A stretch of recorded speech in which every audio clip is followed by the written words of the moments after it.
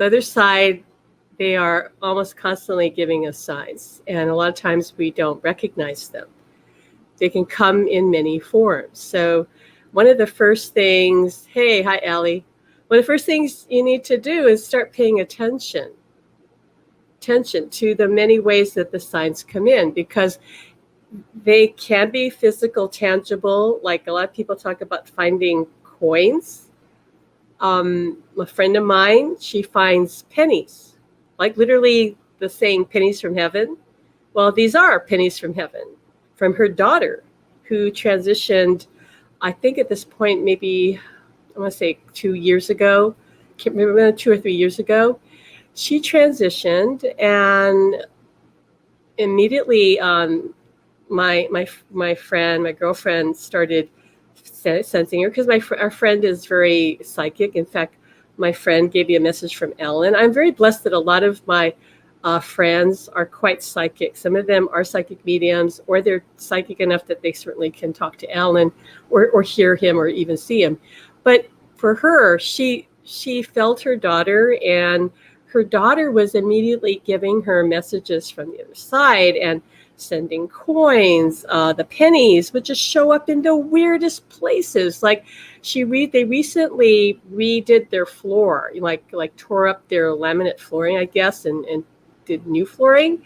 So they're pulling up the floor, and she found a penny like stuck in this really weird place, like on its side. And she goes, how did this penny get here? But there are pennies like all over the place, here and there. She'll just be walking around the house and see a penny lying on the floor. And at this point, I think she has a little cup of pennies, like the pennies that she picks up in her house. Okay, that's her daughter's way of saying, I'm here, Mom. The daughter also is present with them when they go for a family outing. They'll like go to the beach. Daughter was disabled.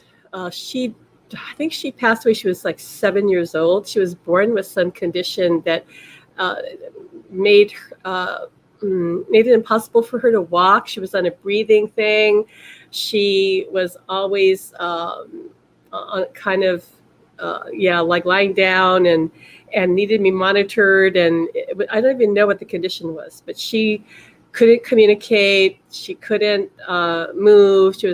It was really bad, really heavy. But my girlfriend knew that her daughter was a high being, and Ellen knew that too. We met their daughter, and Ellen knew that. We both knew that. And so her daughter was very advanced as a soul, which often is the case with somebody, especially children, who come in and they have some disability and they don't live long. That they are high level souls.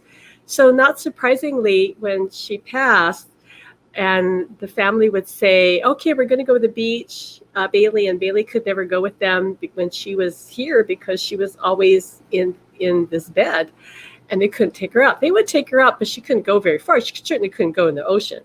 So now she can go everywhere. So when they go out, Bailey's always sending them signs, like, look at that license plate. There'll be a license plate with something, or a bird, or there's always signs that she's sending them, like all over the place. So my girlfriend feels her all around them all the time, in the house, especially when they go out, because she loves when they go out, and she's communicating with them. So, hi, Ginger. And somebody just posted, I was at Black Bag of Coins. I randomly found people walking ahead of me, didn't see them. I get to that spot, and there are a few coins sitting together. Okay, so that may or may not be a sign from your loved one on the other side. Alan was always finding coins too. And I used to tease him and go, why can't you be finding, like, I don't know, a $10 bill? He was always looking at the ground and finding money. And I say, well, I would just tease him, like, why can't you find a $10 bill? But he'd always find coins and would pick it up. Hi, Mark. Good to have you here. So coins is one way, whether it's pennies or dimes, what have you. But Alan says the pennies is a good one because it's pennies from heaven. But that's not the only way. Like I said, with my girlfriend, they they get a lot of other messages from her. And my girlfriend actually saw her clairvoyantly, and felt her hug. She appeared to her mother, and my girlfriend just started crying. And she said, "Mom, I just want to give you a hug." So she saw her daughter, not exactly like this, but physical enough that she could feel her hugging her. Okay, and she cried and cried. And Bailey said, "I just want you to know, I love you. I'm here. I'm always going to be here." Her daughter is never leaving. Like, her daughter is with them in the house. She gets all excited when they all go pile in the car, because my girlfriend has two other little kids. So she goes with her brothers and sisters. They go on a family outing, and she's very present. And my friend talks to her all the time. So one of the things that Alan wants me to say before we go further is, if you want, like my friend does, want that connection to be ongoing, it's important that you do communicate with them, that you do talk to them on a regular basis, because the act of doing that is what draws their energy more into the physical world. Okay, because if we don't do that, let's say my friend just never attempted to communicate with her daughter, never said, "Hey, Bailey, we're going to go to the beach. Let's go. Get in the car. Let's go. We're all going to go." Would she be around them? Alan's saying, yeah, she'd drop in. Because they do that. She'd drop in. She'd be there periodically. But my girlfriend and her family, they want Bailey to be part of their family. They want Bailey to be part of their lives. They already accept that she's there. So this means their energy, their love, their attention is what helps her manifest more in this world. Okay, because Alan's saying that's just how it is. And the reason that he is making himself more and more felt and experienced and present in not only my reality, my reality here in my experience, but elsewhere, okay, with other people, is because I keep talking about him, and I keep communicating with him, constantly communicating with him every day. It goes on all day long. He's just part of me. He's more part of me now than he was when he was here in the body. That is what anchors them into this reality. That is what can, therefore, make them stronger and allows them to affect the physical world through us. And I don't know if you've heard of people who, I'm trying to think how to say this. People who say that they see the dead, but not dead. I mean, they're not dead. Those on the other side, they see them like ghosts or something. And a lot of times there's a child or a teen, a young person associated with that, because their energy is what brings them in, that attracts them. And Alan's saying, again, they need a physical conduit. So spirits can come in if somebody is a strong natural medium, because it's like we're a magnet for that if we're a medium. And we're all mediums. If you're alive, you're a medium. Okay, you're a medium. That doesn't mean you're ready to go be a medium like the Long Island medium and go do readings, because that takes training. That's a different thing. But you're a medium in the sense that you can talk to your loved ones on the other side, because you're already lined up with their energy. You're already matching their frequency, their vibration. So that is not difficult. That is actually very easy. It's so easy that you might not believe it, because you think, well, this can't be, it's too easy. I didn't take a class for it. Taking a class would help. That's why we're teaching people. But is it required? No. We're writing our book, so hopefully people don't have to take a class, that they can just, Alan's saying, connect with him, and he'll help them facilitate that connection, because we're working here. Our mission is to tear down the veil between this world and the other side, so that it becomes one world. And this time has been predicted, by the way. And it's the time of the ascension in the fifth dimension. But let's bring it back to you, like to your loved ones and your even your guides and your angels on the other side, right? Like they're sending you signs that come in many forms. They can be feathers, they can be animals like birds, or depending upon, of course, where you live in the country. Not so much here in Hawaii, but in other places around the world in the country, it could be squirrels, right? It could be deer. It could any animals. It couldn't be butterflies. It can be Alan's saying to say it can even be in the sky. They can create formations. People have taken photos and said, see, there's a heart in the sky. That they can do. He says that's actually really easy for them to do, to manipulate clouds, because it's just energy. They can easily make the cloud formation be what it is. He says electrical signs. Oh, that is so easy for them to do, to make lights flicker, to make your phone go off or on. Alan, a couple of times, he turned my phone off. It was when I think he's saying it was because I was working too much, and he wanted to say, "Can you just turn off the phone and chill out?" And I got really, first I freaked out. Oh no, my phone is broken, and then something didn't feel right, and I said, "Are you doing this to me?" And he goes, "Yeah." He goes, "Just it'll turn on again. Just try." And so it did turn back on again. But they can do that. They can turn your phone off or on. They can send you text messages, right? The text message probably is going to be incoherent, and you go, "What is this gibberish?" But they can send you a text message. I sent my same friend Kathy, who was talking to her daughter Bailey. I sent her a photo of Alan. That I wanted her to see because I knew she would love it, because she doesn't get on Facebook. She's just not on Facebook. And I wanted her to see this photo that I had of him. I'm going to show it to you. Because I just knew that she would really love it, knowing her and now how she with Alan. So I wanted to send her the photo, but I also would send her a message about something. I can't remember what it was. I think I wanted to tell her, let's talk, let's get together, something. And so I sent my text message to her on the phone, and then sent my photo. And she told me later that all that came through on her phone was Alan's photo. If you guys can see that, of him and the elephant. Okay. She saw this photo, thought, oh, that's great. That's Alan.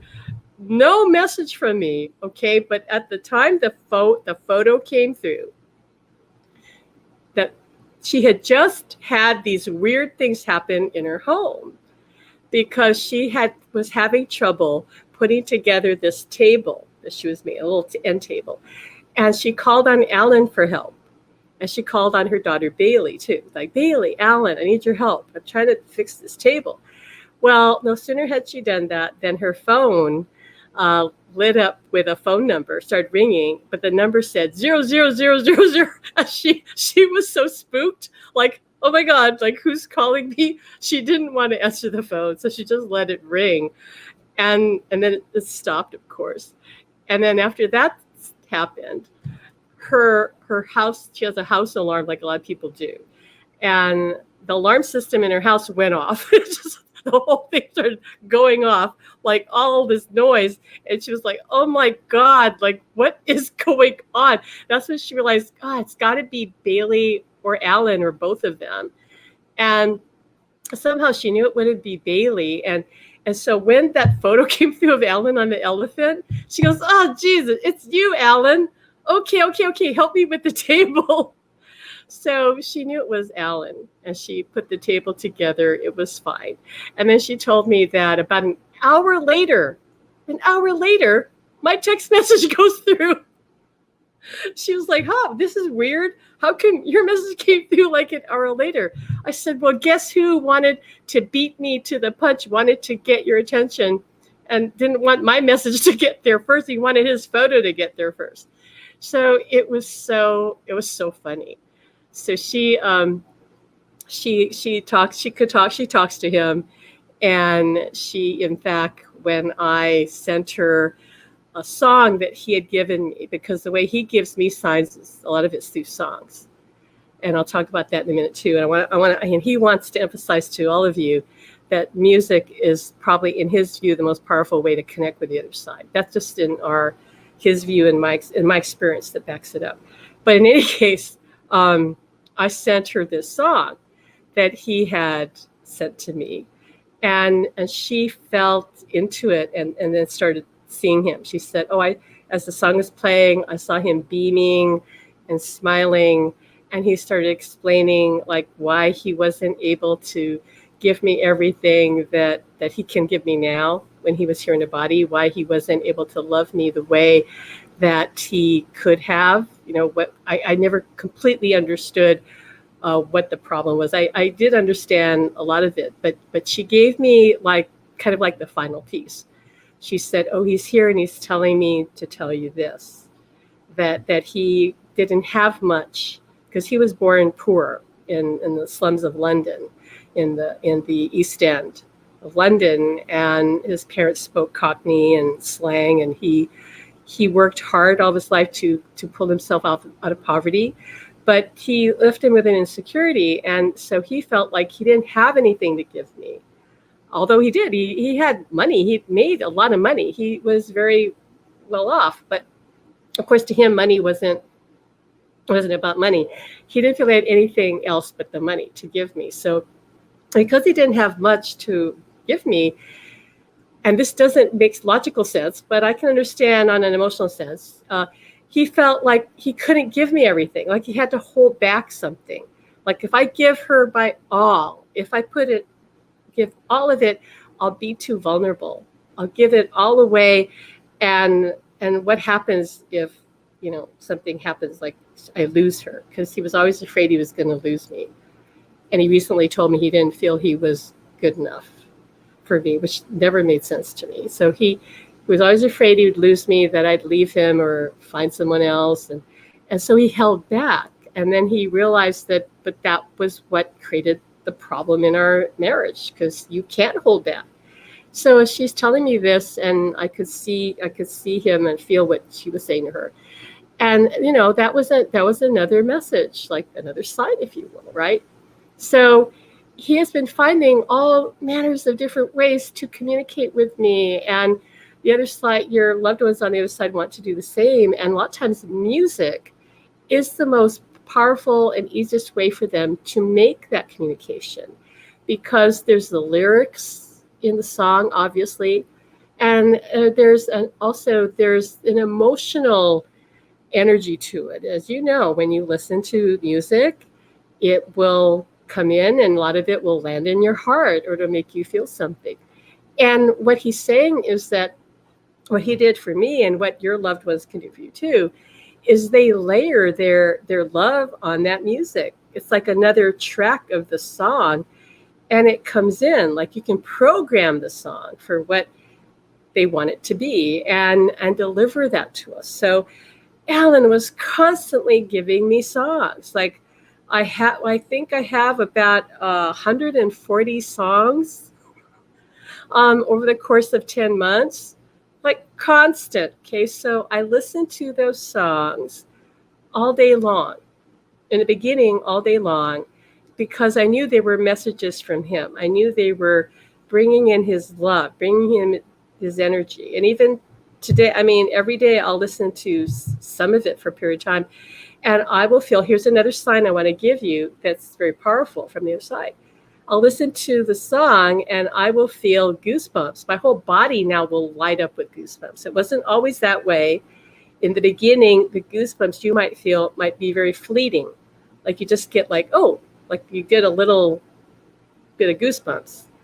But as you open up more to them, which is what I did, I kept opening up to Alan, kept clearing in my case, resentment and anger over how he had dropped the ball and not really loved me, or expressed his love for me in the way that he wanted to, but he just couldn't.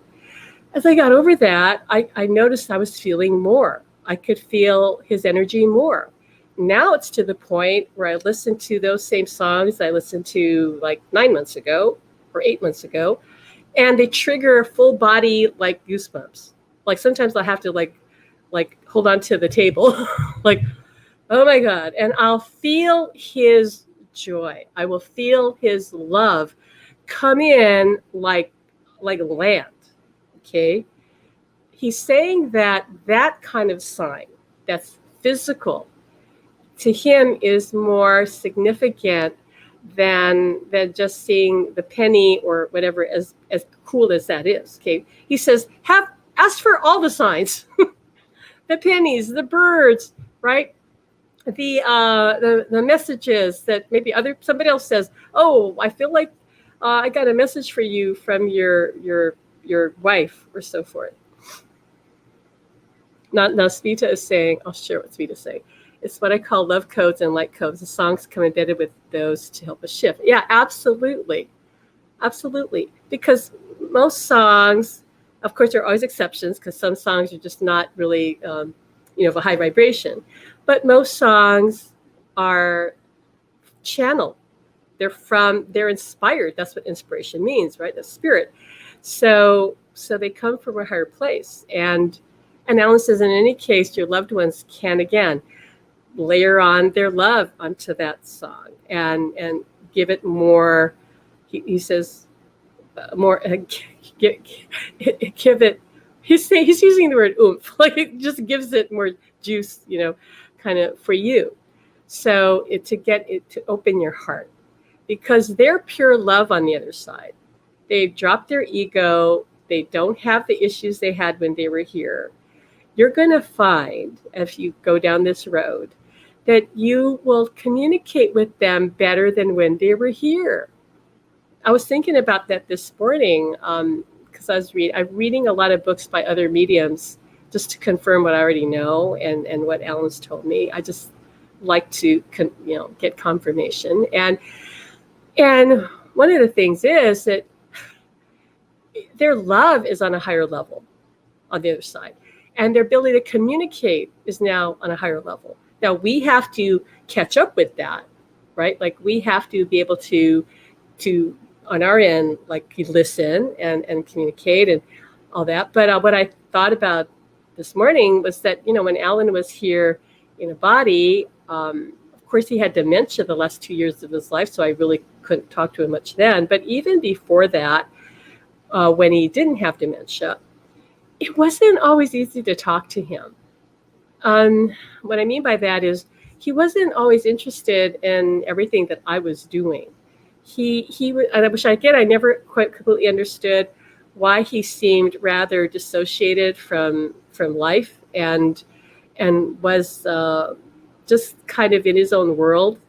Not all the time, but sometimes when we'd go out, or I'd have a class, he'd come out of that shell and he'd be really outgoing, be really almost life of the party. But on our own, he was kind of to himself, and we really didn't get into discussions. I'd get excited about something, want to talk about it. He would just nod, always listen to me. He was always very, polite that way, but he wouldn't ever get into it. He wouldn't go, wow, that's cool. What do you think about this? And he wouldn't, get into it and help me understand it, or he was just such an interested.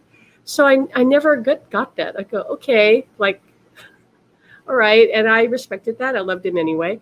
Now, oh my God, he's just talking about this, he's talking about that, all the things that I've been interested in. Now he is interested in it when he wasn't before. So I realized, my God, I have a better relationship with you now. You love me in a way that I've never experienced before with anyone in my life. You support me. You give me amazing advice. You heal me, because I'll maybe say, like the other night, I said, oh, my stomach feels uncomfortable. I don't know what's going on. And he goes, okay, hold on. And then about, I don't know, a minute 2 minutes later, like it was all gone. He goes, is that better? I go, yeah, that's good. Okay, he's handy to have around. Let's say that. He's saying your loved ones on the other side can do that, possibly, or even other things. Okay, so they have abilities that they didn't have when they were here because now they're completely psychic. Completely psychic. All right, they know our thoughts. They know what we're feeling because they're empaths. They're high-level empaths, meaning they can feel what others feel. They can feel what you feel. They will feel your feelings to a greater intensity than you even feel them. So when you grieve, they are grieving much more deeply and being affected by you. If they can't handle it, they can back off. They can back up a bit. But Alan's saying that they usually don't want to do that because they love us. So they want to be with us in that. Just like if they were here right now in a body, right? If someone loves you, they're not going to say, "Oh, I can't handle your crying." They're going to go in the next room. They'd hug you, they'd hold you, they'd want to just hang in there with you, even if it hurts them to feel what you feel. They don't want to abandon you, and they won't abandon you. Susan's saying, how about James Taylor's song, I'm Your Handyman? Yeah, so Alan's like my handyman. Yeah, he is. So just understand that they're changed. They still have their personality, right? So if there was a favorite song you had of together, that would be a way to connect with them if you want to use that. That can be a sign when that song pops up on the radio or it just kind of comes in your mind. Oh yeah, he wants to say, he was really good at putting music in my head. Like from the very beginning, the first song he put in my head was the Phil Collins song, A Groovy Kind of Love. And I would wake up in the morning and hear the song playing in my head. He'll hear Phil Collins singing from the time I woke up, the time I went to sleep. I heard Phil Collins singing A Groovy Kind of Love.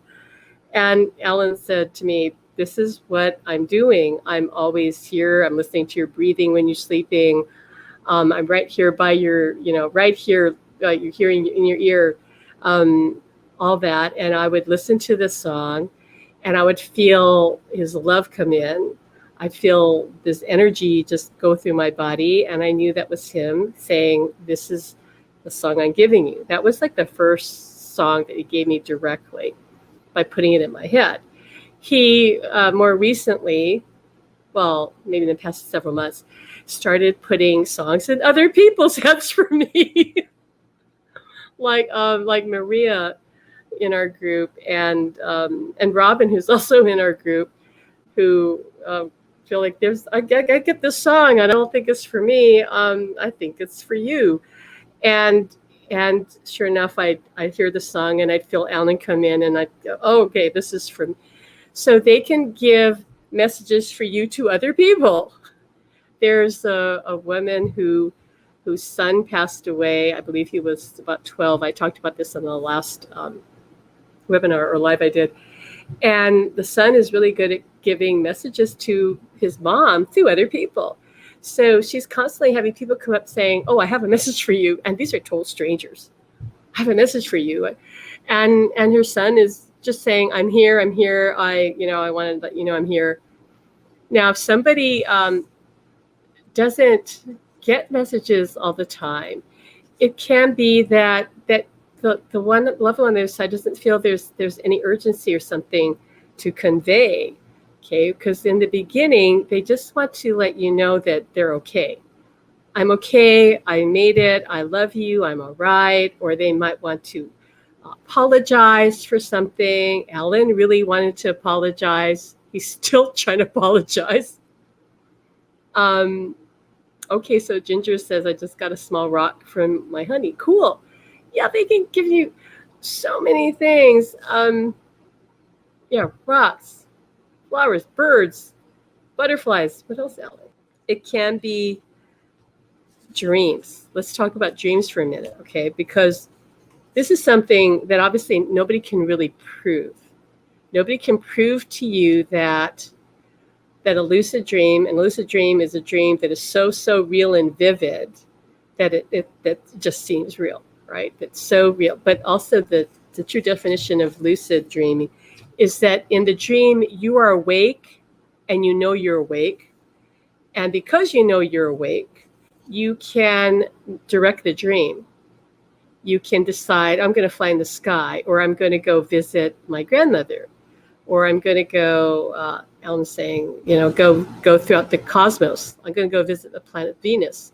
Like, you can do whatever you want to do in the lucid dream, and you'll experience it like it's real. Okay. Alan says that the lucid dream, it is real because we describe it as you're meeting your loved one on your side on the bridge between the two worlds. That's what a lucid dream is.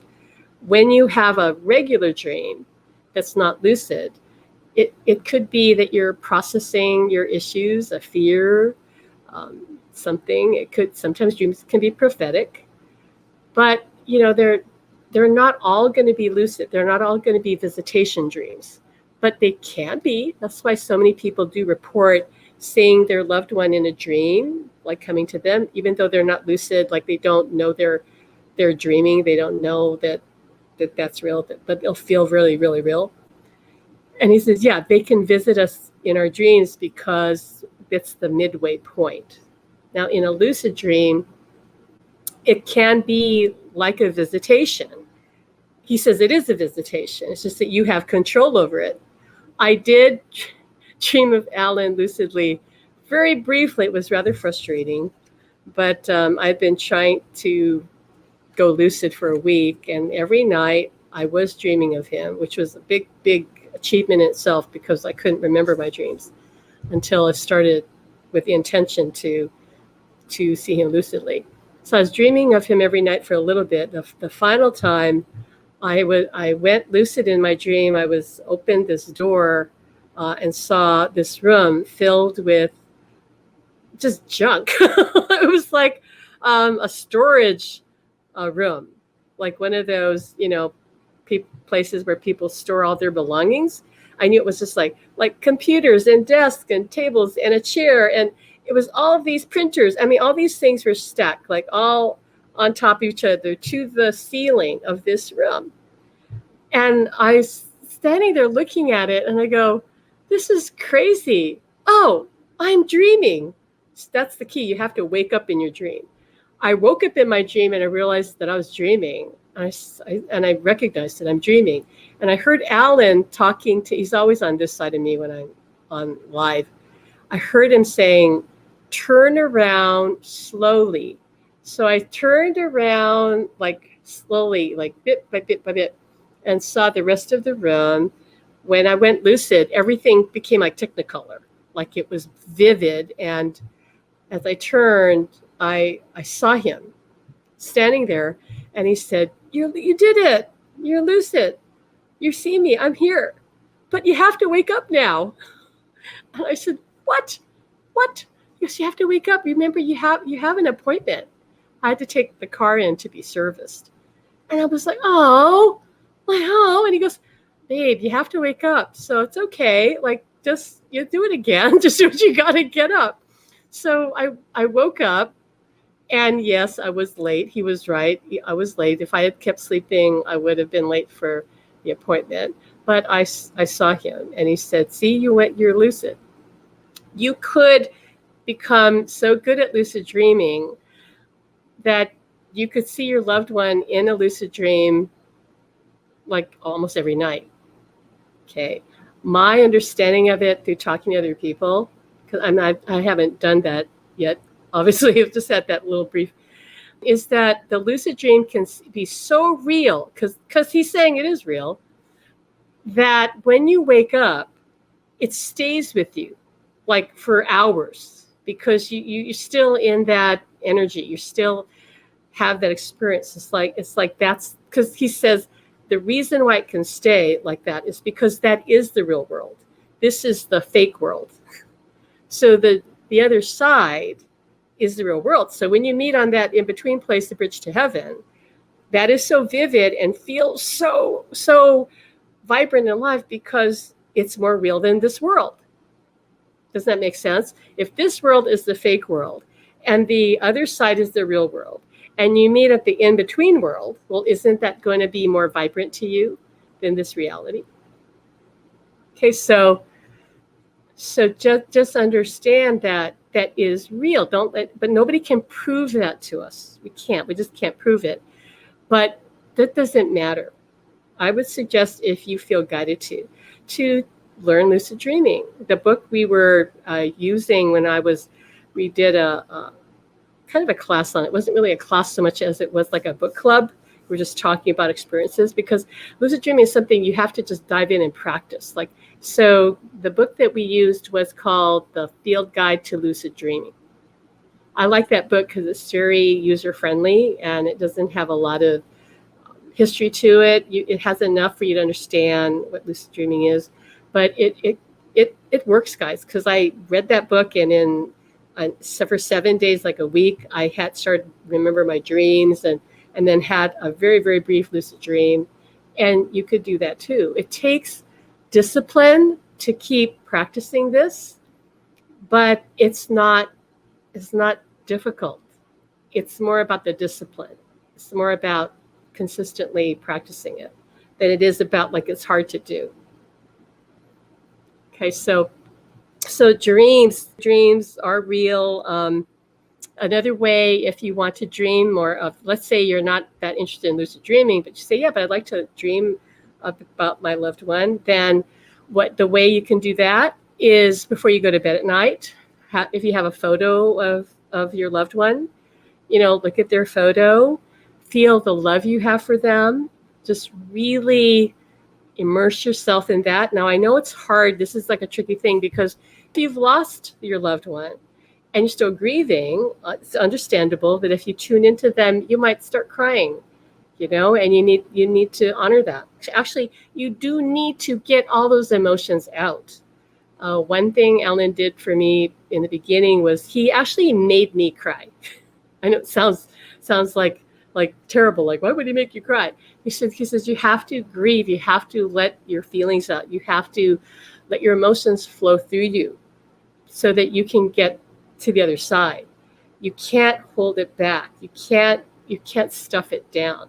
Just let it all out. Okay, so he would, I would play music and it would make me cry, but at the same time, every time I cried, I could feel more of his love.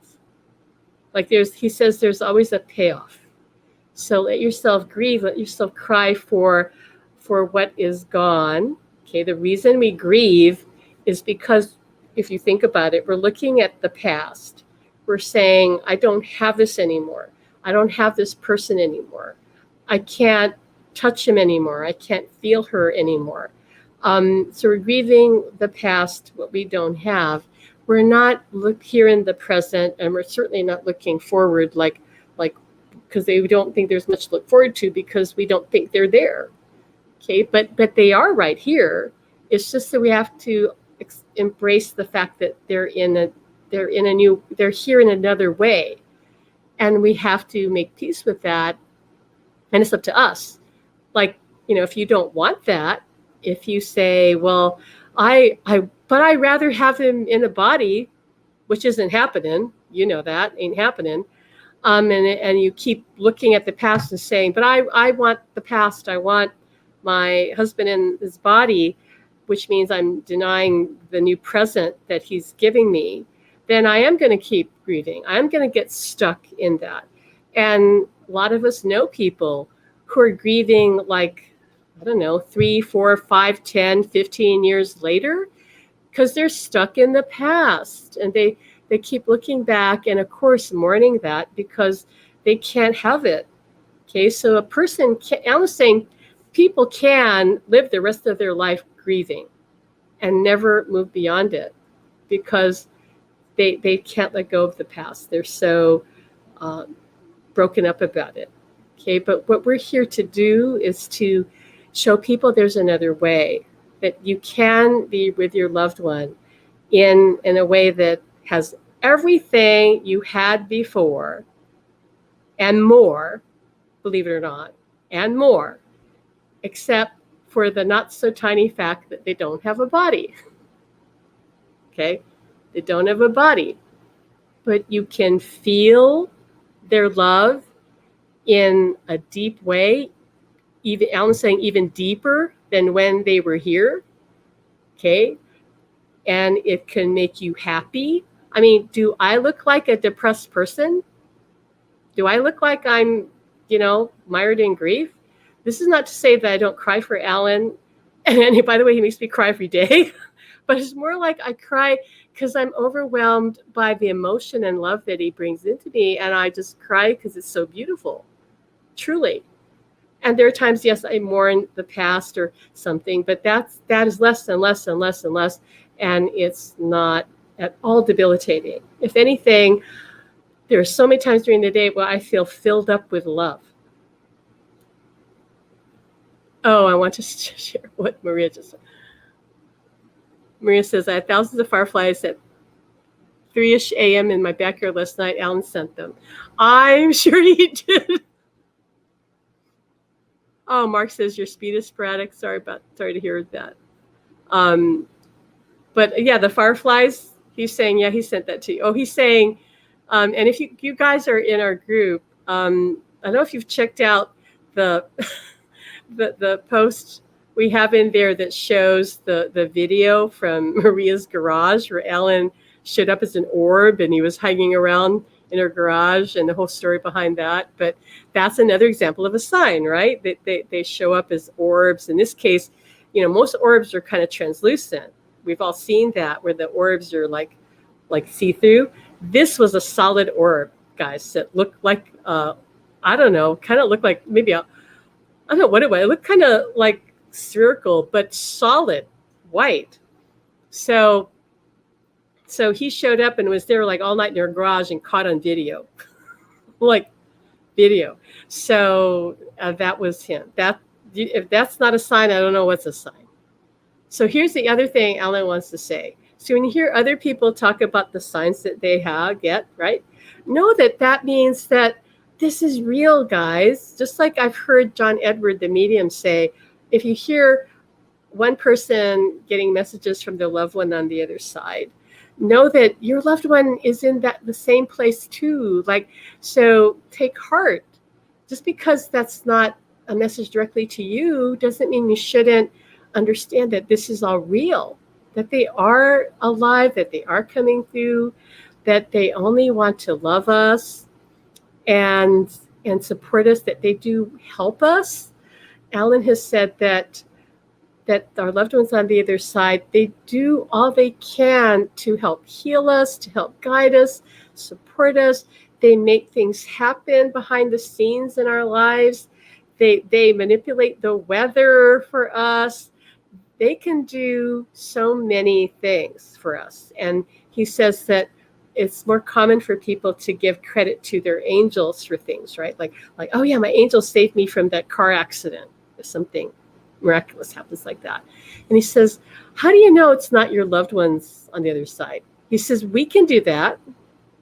And it doesn't matter who gets the credit, he's saying, but he just wants us to know that they can and they do those things, right? So I think it's just good for us to understand that and appreciate all the help we do get. And again, the more you can engage with them and include them in your conversations in the day, talk to them, even if you're not sure what they're saying to you, just talk to them. They can hear you.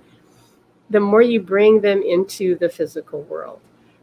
Alan, I said this in the class today I said, I was reading this one book by a medium, and she wrote that on the other side, that they're constantly learning and there being souls on the other side, her learning how to help people here to communicate with the other side. And as soon as I read that part, I heard Alan said, "That's me."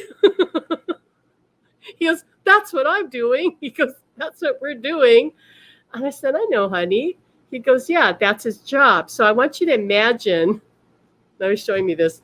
He says, imagine an auditorium full of souls on the other side that he's giving this talk to, that he's teaching them how to reach out to their loved ones in the physical world, or how to broadcast their energy and make it stronger, because they don't all have the ability to project themselves into this world. So he's saying he's teaching them. He says that's what he trained to do. And he told me this when he first came back. He says, we're going to help souls on both sides of the veil to communicate with each other. And he says, Pam, you and I will help people here in this realm, but he says him primarily would help those on the other side. But really, he's saying I'm with him on the other side, just like he's with me here on this side. Okay, it's just that I'm not consciously aware of what I'm doing on the other side with him. But he's saying that I'm on both sides of the veil. And he had to prepare me for that. He had to work on my energy for that. And I'm still not completely there yet. But he's saying, yeah, we're working two sides of the veil with the objective to tear down the veil so that there's no separation. Because it has been predicted that humankind would get to the point in its evolution when everyone would see their dead relatives. Everyone. Okay, that doesn't happen overnight.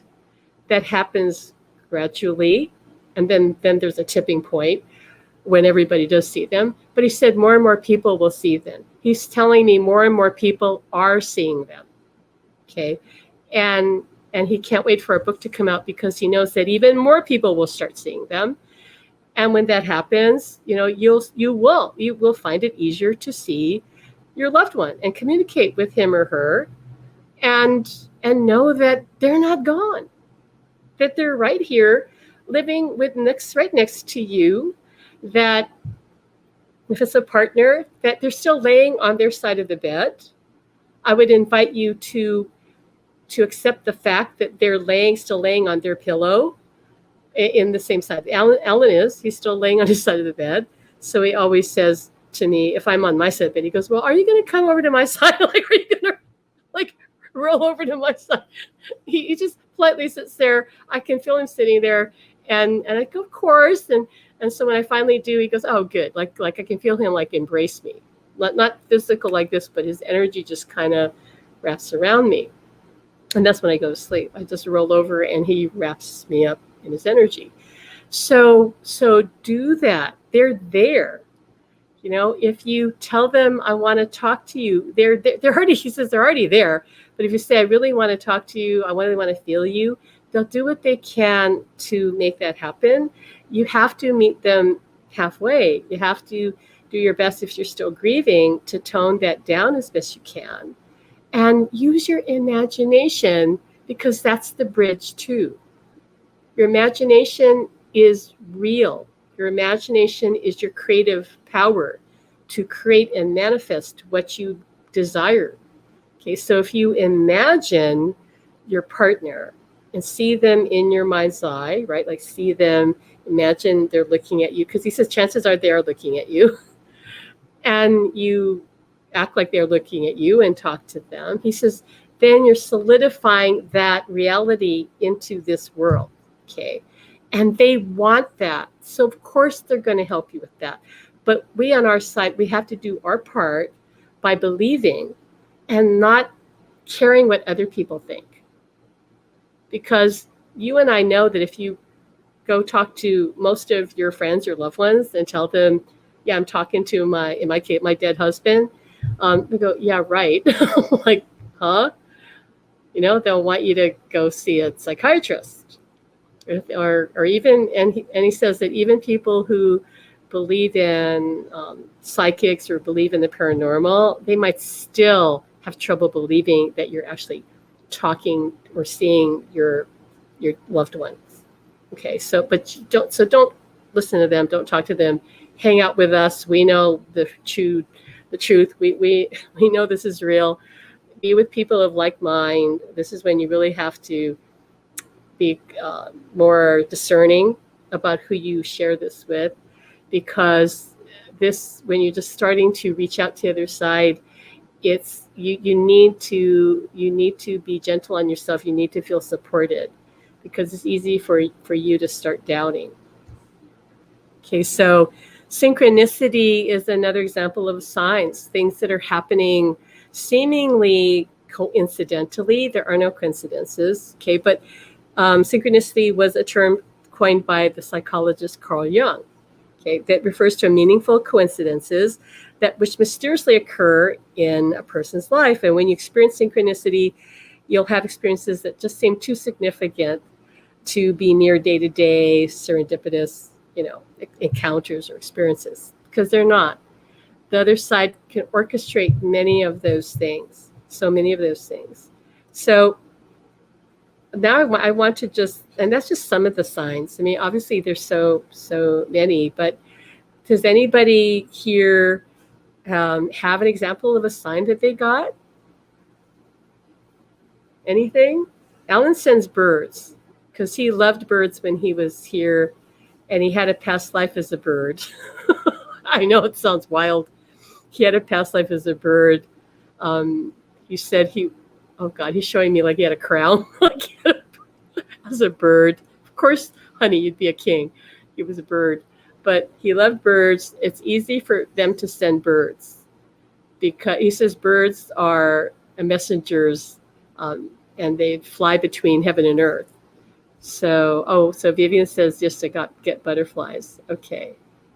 Zarnau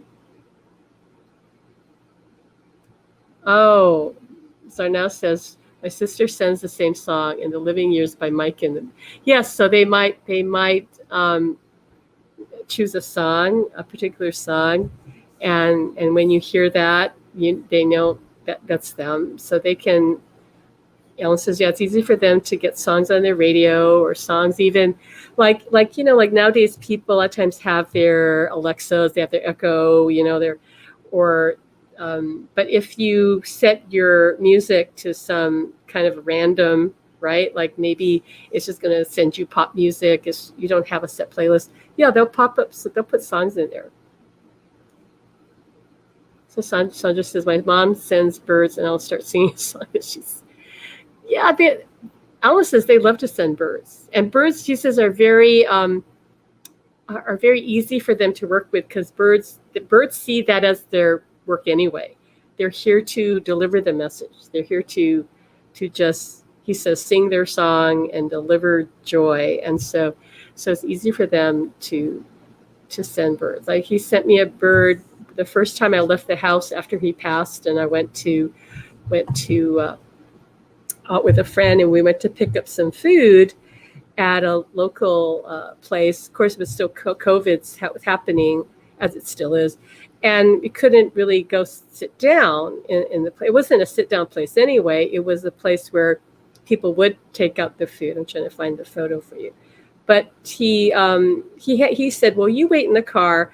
I'm going to go pick up the food. And I said, okay. But I could see him because I was right outside where it was. So he went in to get the food. I was waiting. And as I'm waiting in the car, this bird lands on the hood of the car and walks right up to me, like right up to me, looks in the car, at me in the car. And my friend could see it from where he was standing. He took a picture of it. I took a picture too. I'm trying to find it for it.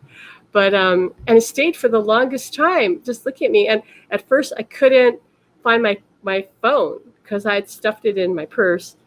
And I was trying to find my phone, and I told Alan, keep the bird here. Keep the bird here. And I can't find the phone. But and I said, keep the bird here. And the bird just stood there. I thought he was going to fly away. Stood there. I took a photo, and then the bird looked at me, and then the bird flew away. And I knew that was Alan. And my friend said, oh, that must have been Alan. I go, yep, that was Alan. So he was just saying, I'm glad you went out, and I'm here, like I'm always here. Okay, somebody wrote, I love this. On Thursday, my Google Home, unprompted, out of the blue, said, I have a list of people and you're my favorite on that list. That's great. I love that. See, they can make those kind of things happen for sure. Like just make your right, make Suri say something that makes no sense. Like, what is she talking about? Um, he says that's really easy. Sandy, Daniel and I have a talking parrot who he communicates through now. He and she made an agreement to do this when he pet. Right. So I know Sandy and Daniel, they're friends of ours. And yeah, Daniel talks through their parrot that Daniel and the parrot made the agreement that he would do that. And of course it helps that you have a parrot, Sandy, that talks, right? So she'll talk for you. So see, they'll come through wherever way they can. But more than that, Alan wants to say, you can physically feel them, okay? Like feel, like almost like they're holding your hand. When I was talking to Sandy, right? Remember, Sandy, we were talking about how like you could feel them. Like Alan told me to put my hand on my hand like this, and stroke my hand, and I said, "This is so weird. I feel like it's your hand," and he could go, "Yeah, because I'm laying my hand on your hand." So when you hug yourself, I'm hugging you. When you touch your hand like that, I'm touching you. You said it can be that way where you feel the comfort, right? Because think about it. It's not just the skin on skin, is it? A body's just a body. It's their energy. It's their love. It's their care. So understand they're energy beings. They're not physical. You can still put their love into your skin. So he says to me, yes, I can like hold your hand. I'm holding your hand like this, okay? Or hold yourself like this. I'm holding you like this, and so you can feel them that way. But this takes usually, okay, everybody's different. Usually this takes time. You got to practice. It just doesn't happen overnight. So you have to let yourself have the experience. But Alan's really big on helping people feel those things, feel emotionally through the music, and then feel them viscerally, like their energy, because he's seen what it did for me, because I felt comforted, I felt loved, I felt it just opened up more. I became more empowered, became more confident, and I loved myself unconditionally because of him. Well, so let me see. Somebody said, I feed the birds daily and really notice them chirping with them. One particular cardinal all the time shows up. I know it's him because it's for the, oh, see, yes, the birds are amazing. Alan used to sing along with the birds until his dementia got to the point where he couldn't really relate to them anymore. It was really sad. It kind of broke my heart. So all of you getting all kinds of signs, like I can see that. Susan says, my mom, Hilda, sends butterflies because we enjoyed a butterfly garden together. Right. They'll send that. Alan's saying all of nature is pretty cooperative. And those of you who remember when we had Genevieve here, she's a psychic medium. For those of you who don't know Genevieve or weren't here then in the group, she's a psychic clairvoyant medium in Sydney, and she called on us. She called out, Pamela Johnson, I need your help. And Alan showed up in the backseat of her car and dressed in his gray suit, which he wears if he has to go to the hospital, because she wanted him to go to the hospital to help her niece's baby. So he showed up. She was expecting him to. She wasn't surprised. She says, when you call on the other side, whoever you call on, they're going to show up. Okay, she knows. She's been talking to spirit since she was 2 years old.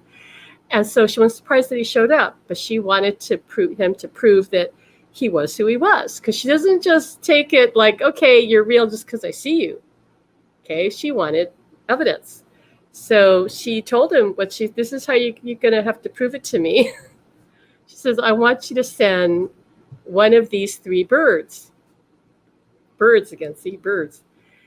And she said it can be one of them. Doesn't have to be all of them. She said either an eagle or a gala. That's the type of bird that I believe is indigenous to Australia.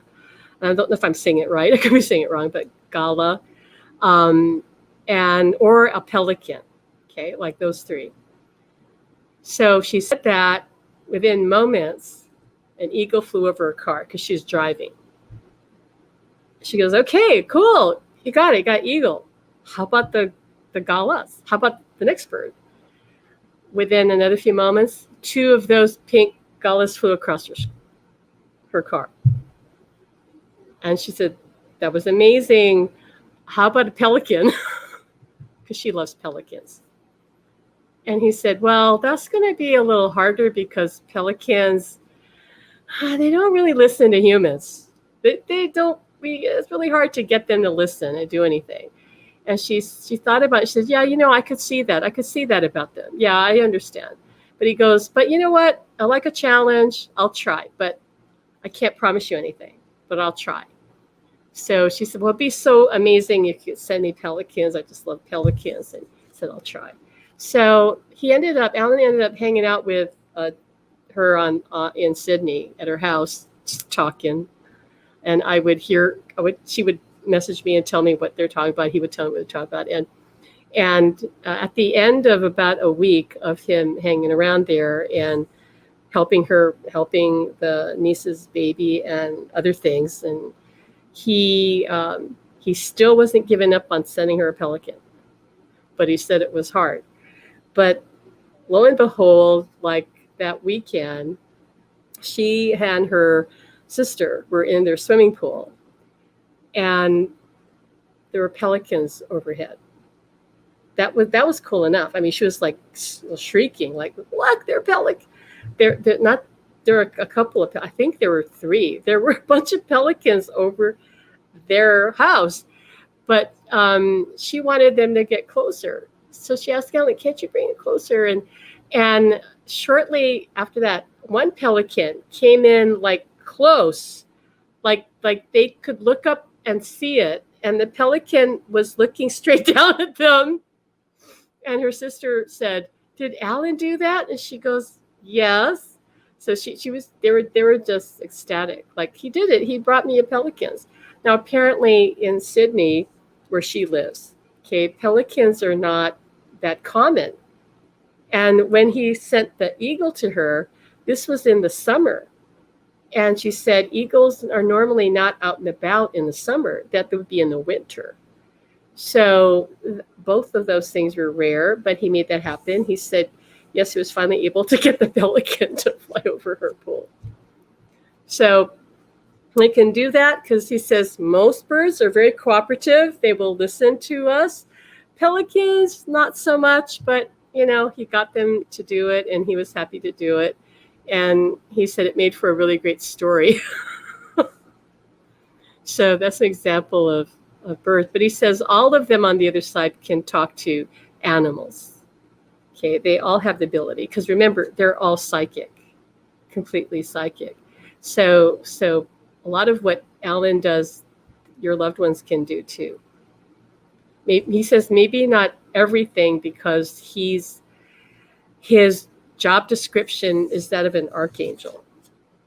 We've talked about this in the group before, that archangel is really a job description. It's not a term for an high-level being, because in God's hierarchy, there is no hierarchy. That's what he's trying to say. He's saying there's no hierarchy, Pam. Right, there's no hierarchy. And on the other side, there's no hierarchy. There's only groups of beings who have taken on certain tasks or jobs because of their abilities and or their interests. So someone who takes on the assignment of the job of an archangel is prepared and able to help humanity to embody their soul. So basically, an archangel is here to help heal the soul and the body, and help people, embrace and embody their soul, to live as their soul. So that's his job. So he's an archangel, and And he has said that so am I. And so are many of you. We're not the only ones. Okay, there are many people who are here in a body who are angels and archangels, and it's really about what is their job. We're okay. I'm looking at some of your comments. I know Zarnaz talks about her dog in bed doing circles behind her back. Oh, that's so cute. Susan's saying we are listening together. Joanne would like her relatives to attend Alan's class in Heavenly Loving Communication. Okay, yeah. So okay, hold on a minute. He's saying if you're in our group and you want your loved one on the other side to attend his class, he says, don't worry, you're on his radar because you're in the group. He's already going to go talk to your loved one on the other side. Like he says, he's not going to wait for you to ask them. He says, he's just going to go and say, hey, do you want to be in my class? He can't make them, but he says, don't worry, I'm going to, invite them. And if they're ready, they can. Some of them may be ready, some of them might not. But don't worry. He says eventually they will be ready. And when they are, then they can. And sometimes it takes a little time. So, okay. So any other questions as we kind of wind down about signs? Anybody? Just know that they're always with you. He says, I cannot emphasize that enough, that especially if it's a partner, a spouse or partner, they remain with you. Now, some people will go on to have another relationship, and there's no good or bad, right or wrong about any of that. Your loved ones on the other side want you to be happy. I'll tell you something that Ellen told me this morning. It just told me this morning, and I'm still like wrapping my head around it as an example of how they view us here who are still here, how they view us like maybe going on and having a relationship. Okay, so he said to me that, he says, because I had this dream the other night of, it was kind of strange. I had a dream of a man that was not familiar to me. And in the dream, there was a lot of sexual chemistry with me and this man. And I said, what is, because I also felt Alan there. And I said, what was that dream about? And he said, well, I just want you to know that if you ever feel like you want to, have a lover, you can. Like, I support that. And he said, but what about you and me? Like, but I love you. I want to be with you. He goes, and you will be with me. Because when you leave this world, you and I are going to be together because we're not done. We're not done. You know that. And I said, right. I know that. So why would I have like even a lover or something? He goes, because I just want you to be happy. And I want you to know that love is love. And that I would bless that. I would just want that if whoever that is, I want this person to be deserving of you. But other than that, he goes, I know you love me and we are going to be together because we're not complete. And so, but if you want that, he says, you can have that. I want you to have that. It's up to you. He says, on the other side, we love the ones we've left behind. And we know that the physical body, like whatever you're engaging with somebody is just one small part of who you are. It's not that big of a deal. He says you can love more than one person. There are cases, for example, where somebody has had married several times, right? Like maybe 2 times, maybe even 3 times. Because this came up in a mediumship reading that I was reading about. And I think the woman had been married 3 times. And I believe all the partners had passed. And so in the mediumship reading, what she was told was that, well, because she asked him, who am I going to be with when I cross over. And she was told, you're going to be with the partner that you still have something to finish. There's still something to experience. And she said that made sense to her. It would have been her last husband, like they weren't done. And Alan said to me, yeah, that's right. That's right. He said it would be about that. Who am I not complete with? Or in our case, he says it's also because we're twin souls. So we're gonna come back together. Okay. But he says it doesn't matter. You can love other people, you can have other relationships. It's okay. It's all love. Love is love is love. Okay, so it's all right. So he's telling me this, and I said, I don't know. I really got to think about this because I go, human relationships is really complicated. I don't want to open myself up for that. And he said, well, yeah, well, that's a different story. That's a whole different discussion. He said, and he says, and I agree that it's complicated because when you're in a body, things are complicated. He said, but I just want you to know that, and that's why I sent you that dream, for you to see that that is possible. And if that's what you want, I will help you manifest that on a high level, because I want you to all I want is for you to be happy. And if that's what you need to be happy, I want you to have that. And to know that I will always love you and always be there. And I said, if I was with some other guy and I'd have to tell him, oh, by the way, I still have my husband here. And he's still loving me, and he's still, all that. I mean, what guy's going to take that? And he just laughed. He goes, yeah, you're right. See? He says, I'm not going anywhere, Pam. I'm still going to be here. I'm still going to be loving you. I'm still going to be doing everything I'm already doing with you. I said, right. So he goes, yeah. So, but I'm just telling you that I want you to have whatever you want, and especially whatever you need, but whatever will make you happy, that's what I want. And he's saying that that's how your loved ones feel on the other side too. They want to make you happy. So if you feel inclined or needing to have another partner, they will manifest that for you. They have done that for loved ones on the other side. I've heard many stories of that, where they sent their partner, somebody new, with their approval. They said, here, I'm sending you the guy, like they're matchmakers in heaven. He says they will do that if that's really what's going to make you happy, if and when you're ready for it. When I did a reading for a woman many, many years ago who lost her husband, he came through and he said in about a couple of years, he said, you might decide to get remarried. You're going to meet somebody new. And I want you to get involved. I want you to love again. I want you to be happy. And so marriage is a choice, it's up to you. He says, but you will be thinking about it. And I want you to know that you have my blessing.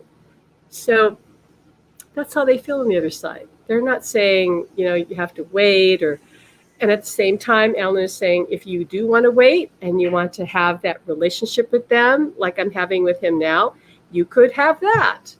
Okay. If that's enough for you, to know that you have options. But most people, when they lose a loved one, they think they have zero options. They don't feel like they can move forward. They don't feel like their loved one is even there. They don't feel like they usually don't feel like they're ready for another relationship. So they just feel alone. And he said that is the tragedy, because no one should be left alone, because you're not alone. They're right here. So I really feel he and I both really feel strongly about alleviating the suffering that comes along with losing a loved one, and either reaching out to them so you do feel loved, or moving on to another relationship in time, not right away, but in time, because you're not meant to live alone. I'm not alone, although I am physically alone. I've never been more, engaged, busy, like with him. Like there's constant communication, and when I go out, he's always there and he's making me laugh, and I have to be careful that people don't think I'm talking to myself. But he's always there, guiding me, protecting me, directing me. Like if I lost something, he goes, "Oh, it's over here." I go, "Oh, okay." It is a supernatural love. And he says, all love is supernatural. Oh, thanks, Susan. And Susan says, yes, and you have all of us too. Yes, and you guys have all of us here too, so you're not alone. Okay, you're never alone. But again, you need to surround yourself with people who understand this journey because it's really out there. So Ginger just said just now she found 2 poems that he wrote. Oh, that's beautiful. That's special. Alan has sent me poems too. So many poems. And what is he saying? Let me see what else he wants to say, because we're going to wind up here in a minute. Okay. He's saying okay, so you hear me say how I talk to him all the time, right? And that didn't happen quickly. And although you would think that it would have, because I was already doing psychic work and channeling, and been in this field for about 34 years now. But talking to him was different, and because I was grieving, so it was something I had to practice, and so it's a process with that. So, but he was always telling me to just keep talking, just keep talking. And I would be writing. Initially, I was writing because he'd say, write what I'm telling you. So I'd write his messages. I'd write. And then I'd also talk like mind to mind. And I'd also talk like different ways that we teach in our academy. Because you kind of, he's saying you're like laying down a framework or a pathway. And the more you work that pathway, the more you lay down that framework, the stronger the connection is. So I had to do that consistently. And he's showing me like I was creating almost like neural pathways in the brain. Like it just takes time. And so now it's gotten to the point where I'm talking to him and I know that's him. Because in the beginning, even though I'm in this field for so long, like any of you, I was still doubting, like, am I just making that up because that's what I want to hear? But it got to the point where it was so clear to me that was him, and I could feel, he said, yeah, I could feel him come in and then get the message. I go, God, that's got to be you. And then when he said, do you really think that after everything I'm doing to try to get through to you, to prove to you I love you, prove to you I'm here, that I'm going to let you sit there and talk to yourself? Heck no. I'm going to get in there and be talking to you. And I said, yeah, that's right. Of course you wouldn't do that. He goes, no, I'm talking to you. Just listen. And so I started to really just listen and know that he was there. And it just kept getting stronger and stronger. He got louder and louder. And he said, that's how it could be for your loved ones on your side. Okay, because they do want to talk to you. Just know that, when their thoughts come in, it's going to feel like your thoughts. Probably it's not going to be a voice talking outside of you. It could be, okay, but usually it's not. It's going to seem like you're talking to yourself. He said, don't worry about that. That's why we want to emphasize feeling them, okay, because now he's telling me, but it can't get to the point where you're feeling them all the time, because they're just there all the time. But he said, is that going to be a problem for you if you felt your loved one, especially your partner, like their energy wrapped around you all the time? Would you be unhappy about that? He says, probably not. Okay. Usually, Alan has told me, usually he's wherever I am, he's usually either got his arm around me, or he's saying he's either got his arm around me, or he's holding my hand, or he says he's like somewhere always here. Like he would tell me, I'm not a foot away from you, I'm like inches away from you. So I'm in your energy field. Okay. And he did that so that I would feel him and be able to feel his love, because he knew that I needed that.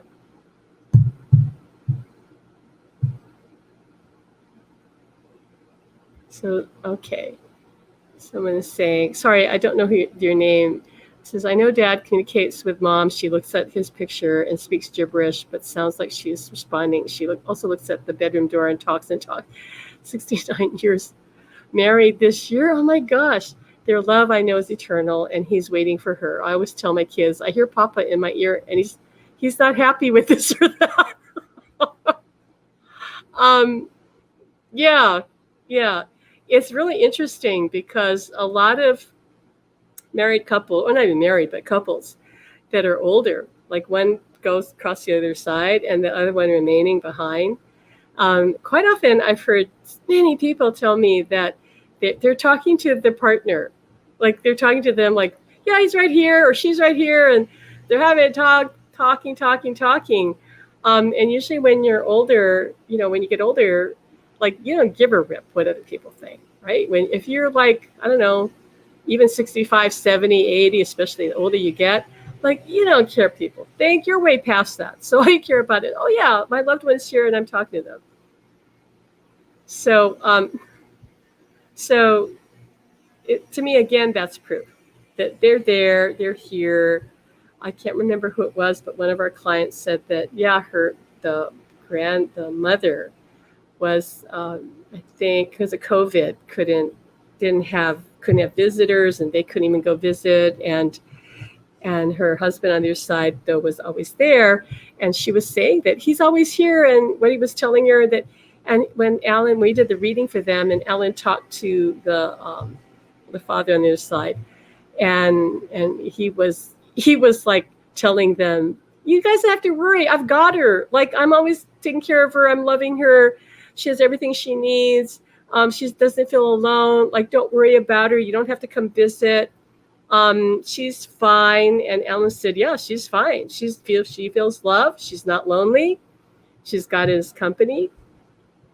Okay, so she's happy. Sure, she needed her physical needs met, and I believe they were being met, but they didn't have to worry about her feeling lonely, okay, because he was right there, and she knew it.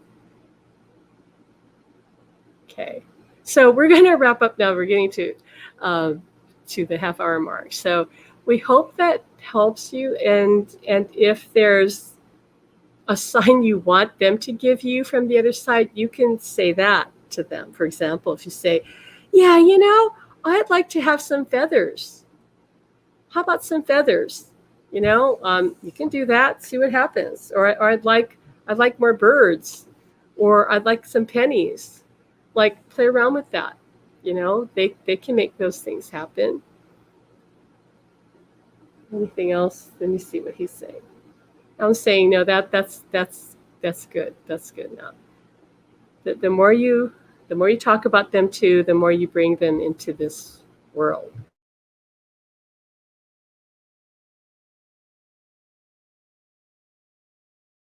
Okay, sorry. So we're going to wrap up because actually I've got errands to do today with Alan. But if you have any other questions about signs, you can post them in the comments below, and we'll try to get to them.